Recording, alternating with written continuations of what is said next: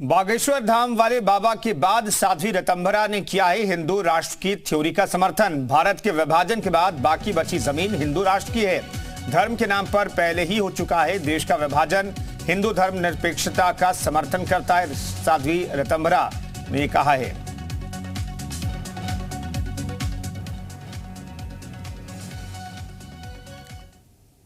जब धर्म मजहब के नाम पर देश का विभाजन हुआ तो जो शेष भारत है वो तो अपने आप ही सनातनियों का हिंदू राष्ट्र है। बस यही हमने कहा और यही सत्य है और ये अकालाबाधित सत्य है।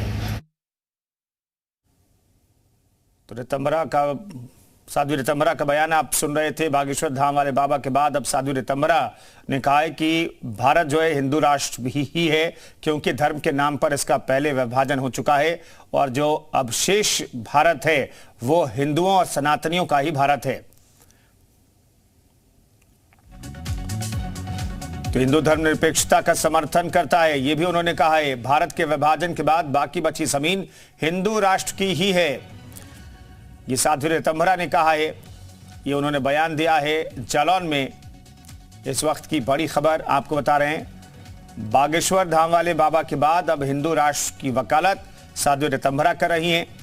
वो कह रहे हैं कि धर्म के नाम पर तो पहले विभाजन हो चुका है और जो बाकी जमीन बची हमारे पास, जो भारत का हिस्सा है, वो तो हिंदू राष्ट्र ही है, सनातनियों का ही राष्ट्र है। तो इस वक्त की बड़ी खबर आपको बता रहे हैं। साध्वी ऋतंभरा के बयान से जुड़ी हुई इस वक्त की बड़ी खबर है। उन्होंने भी हिंदू राष्ट्र का समर्थन किया है। भारत के विभाजन के बाद बाकी बची जमीन हिंदू राष्ट्र की ही है। धर्म के नाम पर पहले ही हो चुका है देश का विभाजन। उन्होंने ये बयान दिया है, हमने आपको उनका बयान सुनाया।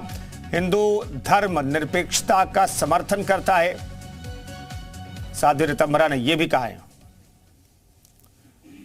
भुवन भास्कर जी हमारे साथ समाजवादी पार्टी की तरफ से पक्ष रखने के लिए मौजूद हैं। प्रोफेसर भुवन भास्कर, अब साध्वी ऋतंभरा कह रही हैं कि भाई धर्म के नाम पर तो देश का विभाजन पहले हो चुका है और बाकी जो बची हुई जमीन है, बाकी जो भारत अब है, वो तो सनातनियों का और हिंदुओं का ही देश है।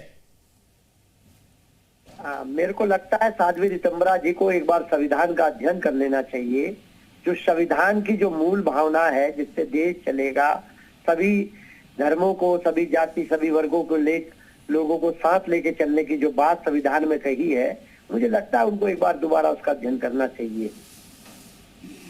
जी, लेकिन ऐसा लग रहा है प्रोफेसर भुवन भास्कर की जो लोग हैं एक के बाद एक अब ऐसे सामने आ रहे हैं जो वकालत कर रहे हैं कि भाई हिंदू राष्ट्र की घोषणा होनी चाहिए।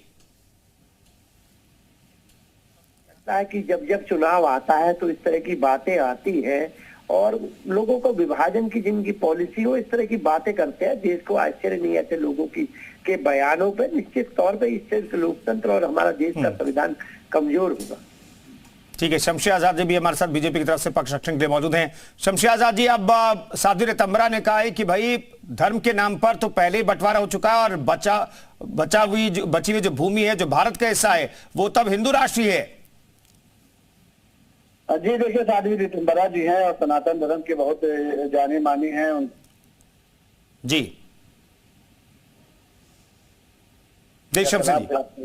लेकिन आजकल कुछ ऐसे हालात बन रहे कि उनको ये बयान देना पड़ा।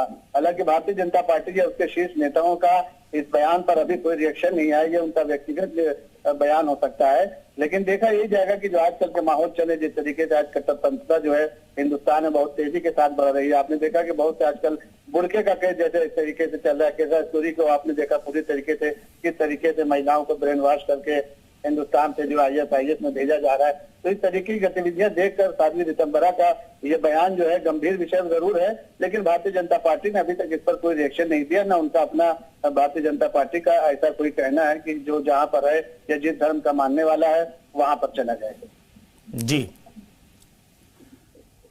तो बिल्कुल दोनों पार्टियों का पक्ष आपने सुना। तो साध्वी ऋतंभरा ने जालौन में कहा है कि धर्म के आधार पर पहले ही देश का बंटवारा हो चुका है और जो अब भारत है वो हिंदू राष्ट्र है, सनातनियों का राष्ट्र है। प्रोफेसर भुवन भास्कर जोशी, ये जो एक के बाद एक समर्थन करने वाले लोग आ रहे हैं, इससे कोई फर्क पड़ने वाला है क्या? जो संविधान की मूल भावना है उस पर आने वाले वक्त में कोई फर्क पड़ेगा?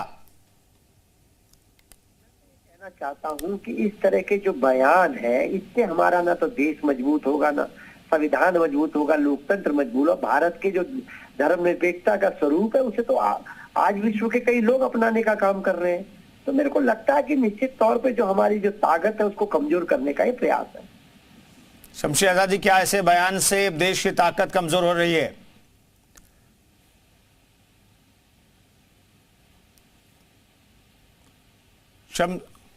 शमसी आजाद जी, चलिए उनसे संपर्क लगता है कि टूट गया है। तो साध्वी रितंभरा के बयान पर हम चर्चा कर रहे हैं। साध्वी रितंभरा ने कहा है कि देश का बंटवारा पहले धर्म के आधार पर हो चुका है और जो अब भारत देश है ये तो हिंदुओं का और सनातनियों का ही देश है। प्रोफेसर भुवन भास्कर जोशी कह रहे हैं कि साध्वी रितंभरा को संविधान पढ़ना चाहिए, संविधान की मूल भावना के बारे में जानकारी लेनी चाहिए। ये सभी का देश है, किसी सनातनी किसी हिंदू धर्म के लोगों का देश नहीं है। लेकिन भुवन भास्कर जोशी साहब, मैं ये जानना चाहता हूं क्या गलत कहा रितंभरा ने? साध्वी रितंभरा जी ने तो यही कहा ना कि पहले धर्म के नाम पर बंटवारा हो चुका है। विद्यार्थी होने के कारण इतना कहता हूं कि जो इस तरह के बयान देते हैं, साध्वी जी नहीं और भी कई लोग इस तरह का बयान, एक बार संविधान का अध्ययन कर ले। जो संविधान की जो धर्मनिरपेक्षता है, जो हमारा मूल स्वरूप है, उसे नष्ट करने वाले बयान देने से नेताओं को बचना चाहिए। जोशी साहब, क्या लेकिन अलख जग गई है? ऐसा लगता है क्या कि एक के बाद एक लोग हिंदू राष्ट्र की मांग कर रहे हैं और धीरेन्द्र शास्त्री के बयान के बाद ऐसे काफी लोग सामने आ चुके हैं जो हिंदू राष्ट्र की वकालत कर रहे हैं? इसके पीछे की वजह भी आप समझा पाएंगे क्या? लेकिन सबको पता है केवल भारतीय जनता पार्टी का एजेंडा चलाने की कोशिश कर रहे हैं। जो भारतीय जनता पार्टी का हिडन एजेंडा है उसी को ये लोग आगे बढ़ाने का काम कर रहे हैं। निश्चित तौर पे देश जो चलेगा वो केवल लोकतंत्र से चलेगा और संविधान से चलेगा। ठीक है, बहुत बहुत धन्यवाद जी उत्तर प्रदेश उत्तराखंड से बातचीत करने के लिए प्रोफेसर जोशी।